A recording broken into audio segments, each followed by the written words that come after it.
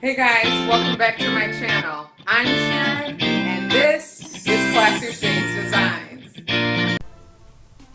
In 2017, I made my first set of mirrored placemats, which I absolutely loved.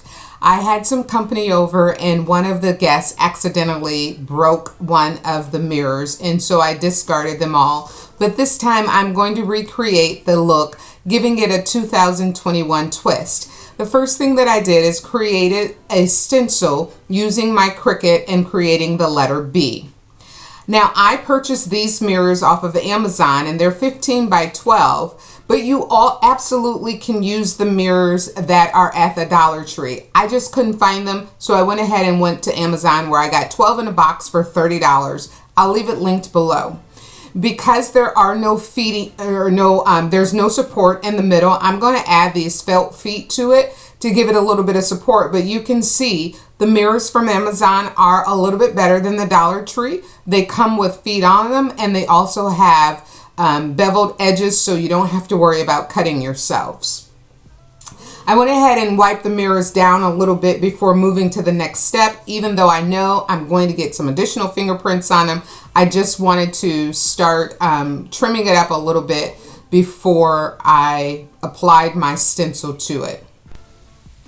Laying my transfer tape over my vinyl, I picked it up so that I could prepare to place it on the glass, but I put the vinyl backing on just a small edge of that of the vinyl so that it would give me a starting space to glue down my stencil before laying the rest of the sticky vinyl onto the mirror. And you can see here, having just that small edge of vinyl exposed then gives me a little bit to work with before removing the whole thing. When you remove the backing, you want to try to lay it down and remove it at the same time. This will help eliminate bubbles and help eliminate having excess gaps in your stencil or vinyl as you lay it down. Then of course you'll smooth it out and remove your transfer tape from your vinyl. Now next I want to go through the entire stencil, pressing it down so that I don't get any of my Mod Podge or glitter underneath the vinyl. And I'm using a napkin to do that with so that I don't get any of the oils off my hand and the Mod Podge or glitter not stick in the areas that I want it to stick in. Taking the Mod Podge, I'm just going to trace inside of the stencil and apply a nice amount of Mod Podge over the glass. And the reason I say a nice amount is because I don't want any lines in it. Of course we want it to lay down smooth, but you don't want it to dry quickly. So you want to make sure to put enough of the Mod Podge in the vinyl or in the stencil openings so that it will give you time to work with it all at once. So you want to put all your Mod Podge on, and then you want to put all your glitter on at one time, and having a nice even amount laid over the stencil will give you that ability to do this. So once I had my Mod Podge covering the letter B, and I went back over it to make sure that it was as smooth as it could possibly be, and I tell you, smoothing out the lines is going to be your good friend. Then I came in with my glitter, and I wasn't really concerned about the glitter hitting outside of the stencil. I just wanted to make sure that the glitter was covering the entire stencil as best as possible. I probably will lose more glitter than I need to, but it's okay. You know, glitter is inexpensive in my opinion. Having the great coverage, having good coverage on this is better, because once we remove the stencil, it will be hard for me to manually try to apply Mod Podge and then re-glitter it. Once I was completely done sprinkling my glitter on, I pressed it down in, and then I shook off all the excess. And you can see here that I did have a pretty good amount that came off of it, and I just poured that back into my glitter container. I let that set aside for just a few moments and dry just a little bit, and then I came back in with a really soft cover of Mod Podge to seal this glitter in. And here I'm just going to apply it over my stencil letter B to the best of my ability. And any place that I see that the glitter doesn't look like it has good coverage, I'll use the tip of my brush to push it down into the stencil part.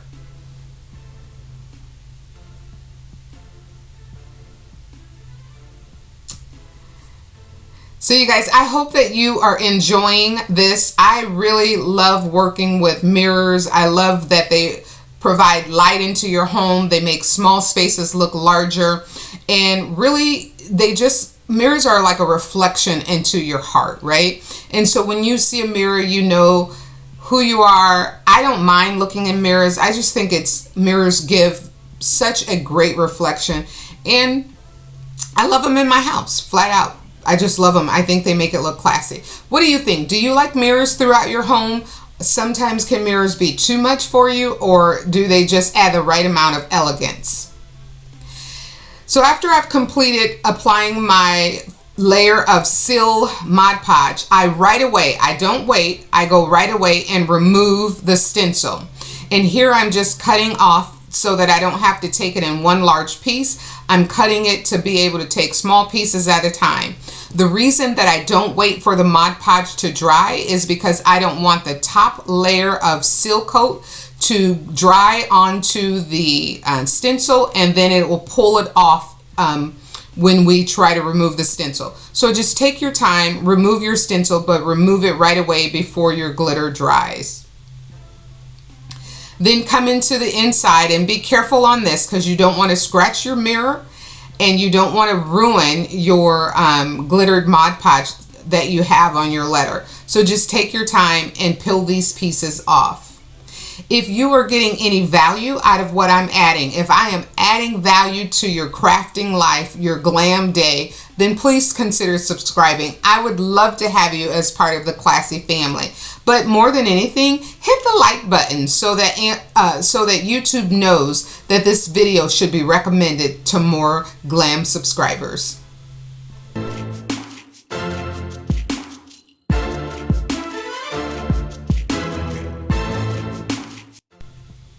Once I removed all of the pieces, I used some liquid fusion on the back of these glam ribbons that I picked up on Amazon. And of course, I'll leave that link below. The liquid fusion gives it a permanent adhesive hold, and I really like it. I did spread it out using a silicone brush to make sure that it had complete coverage on the back of the ribbon, because these ribbons came without adhesive on the back. I then lined the ribbon up on the edge of the mirror using the mirror's edge to make sure that it was straight on the glass. I allow this to dry for at least 20 minutes, and then I came back and cleaned the mirrors up, repeated this step 5 more times until I had these beautiful mirrored placemats. You guys, tell me what you think. I did 2 versions. On the ends at the head of the table, I put 2 strips of bling, and on the 4 seats in the middle, I just did 1 strip. You guys, I love them, and you can see the coasters that I made with them last week. Thanks for watching. Have a good time.